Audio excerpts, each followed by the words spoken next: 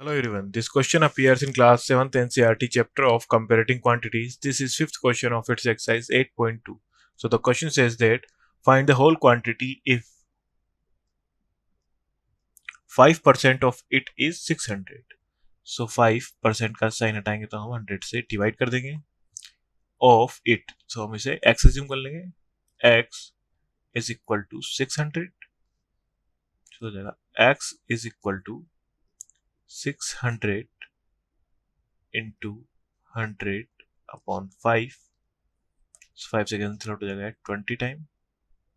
सो हमारे पास x की वैल्यू देगी x is equal to 6 to जा 12,000.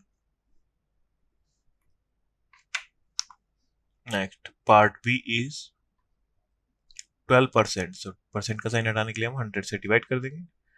12% ऑफ इट x एज्यूम कर लेंगे इसे equal to 1080. So x is equal to 1080 upon 12 into 100 by cross multiplication.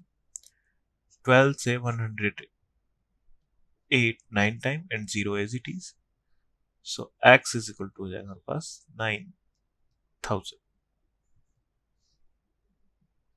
Next part C is 40%. So 40 upon 100 of it is 500. So इसे हम x assume कर लेंगे. ये equal to है 500 के by cross multiplication. 500 into 100 upon 40. 0 से 0 cancel out हो जाएगा एंड 2 से 4 2 टाइम एंड 10 5 टाइम. 2 से 500 250 टाइम. सो हो जाएगा हमारे पास x is equal to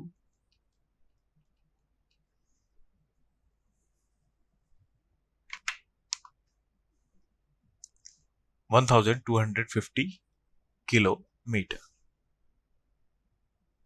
And part D is 70% of it. So 70% का साइन हटाने के लिए हम 100 से डिवाइड कर देंगे. ऑफ इट इसे हम x एज्यूम कर लेंगे is equal to 14 minute.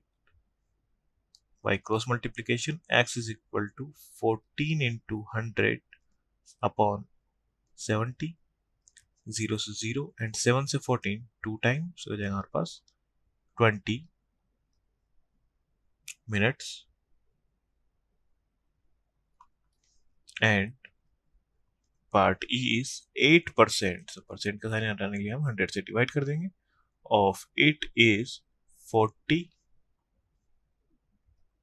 by cross multiplication 40 into 100 upon 8. so 4 से 8 2 टाइम. 4 से 40 10 टाइम.